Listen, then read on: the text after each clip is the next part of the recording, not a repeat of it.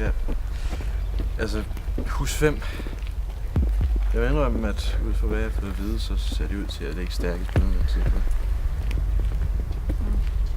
Du bliver nødt til at holde øje med dem. Jeg giver dig opgaven for at holde skarpt øje med dem. Sæt dem i skak. Hold styr på dem. Sæt nogen ind. Jeg er ligeglad. Jeg har en, jeg måske skal sætte på opgaven. Victoria, en af vores egne. Dobbeltagent selvfølgelig. Jeg tror, hun vil kunne få noget vigtig information ud af fjenden. Der er også noget andet, jeg bliver nødt til at tale med dig om. Det er Anton. Du kender ham, en af vores egne også. Han har troet med at opgive vital information til fjenden. Folk væk! Folk væk for helvede! Væk!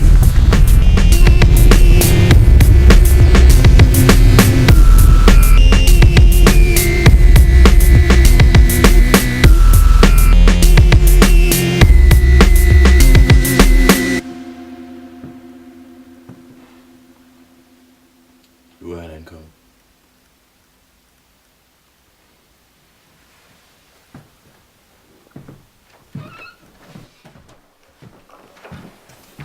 Han er clean.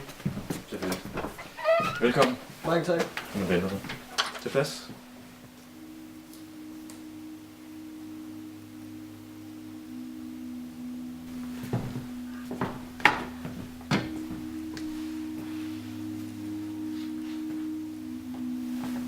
Velkommen.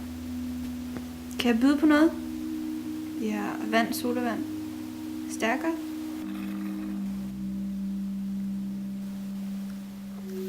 Lad os nu bare komme til sagen. Det er nok ikke undgået, at din opmærksomhed af hus 2 i går gik op i flammer.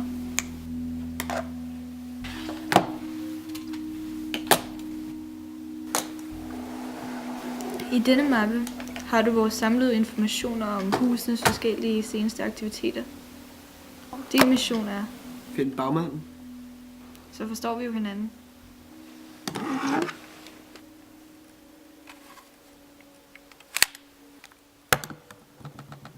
Ja, der er kun 8 patroner. Du skal jo ikke starte en krig. Men selvfølgelig, hvis du får brug for det, så tømmer du bare magasinet. Det var alt.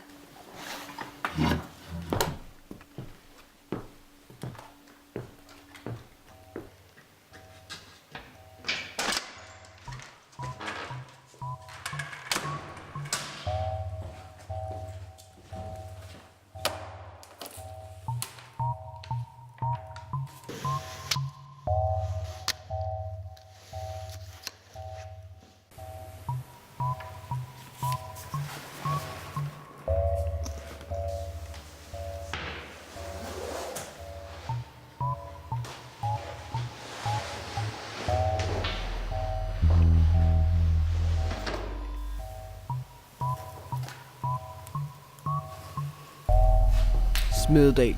En efterskole med 6 huse. En guldmine uden lige. I begyndelsen havde alle huse deres egen business, deres egen del af kagen. Men kampen blev for uoverskuelig, og de manglede beskyttelse. Derfor begyndte de svære huse at indordne sig under de mere magtfulde. Det endte med 2 hovedspillere. Hus 1 med kontrol over cigaretmarkedet, og hus 5. Pengeudlåneren, der ydermere solgte oplysninger, som nogen ville betale en høj pris for at ikke komme ud.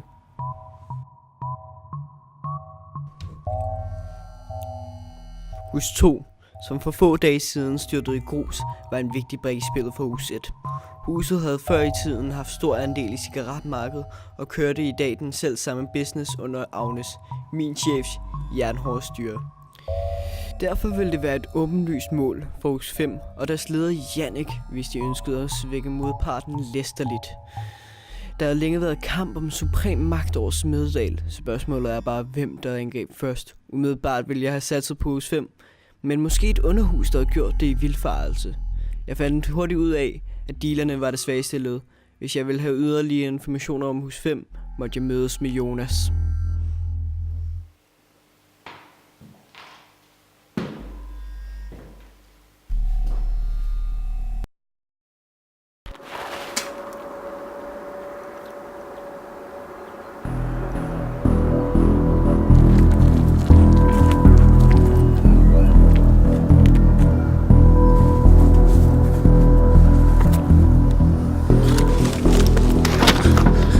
laver du?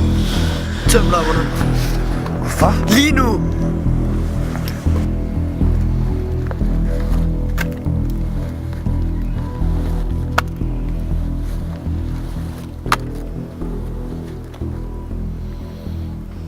Jeg skal bruge pengene i weekend. Kom nu bare i gang med at tømme lommerne. Jeg altid troede, du var sådan en duksedreng. Hus 5 kom efter dig. Du er død.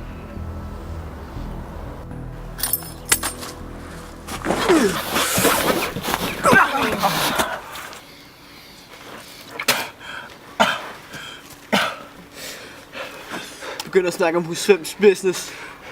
Skal jeg nok. Jeg ved ikke så meget. Altså, jeg er bare dealer. Altså, jeg har hørt rygter om, at hus 5 var i gang med at opkøbe hus 2's business. Smøgerne. Jeg ved altså ikke mere.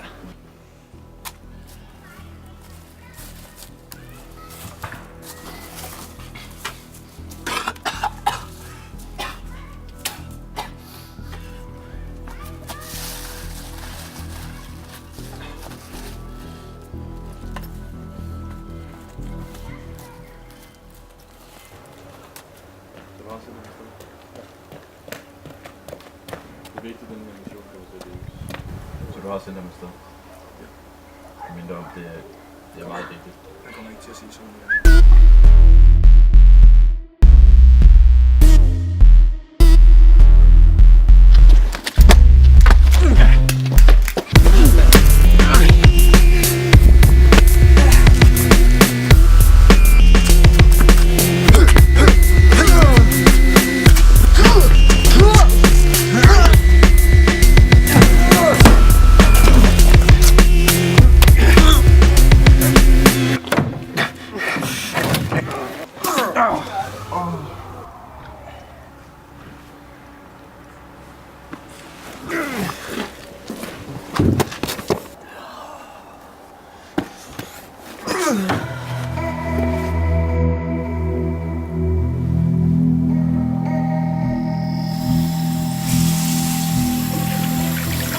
Jeg var blevet holdt bag lyset.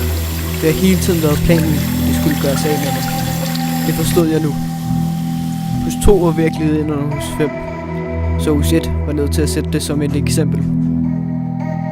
Agnes må have set mig som en stor trussel, da jeg havde været ude på missioner for dem før. Jeg kendte dem alt for godt. Ingen kommer godt fra at fuck med den investigator.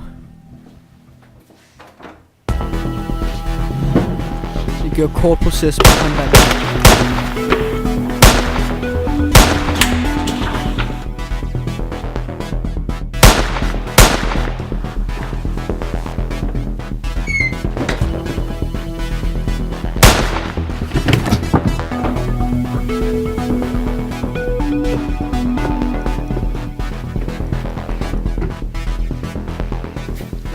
Og igen, ingen fucker med den investigator.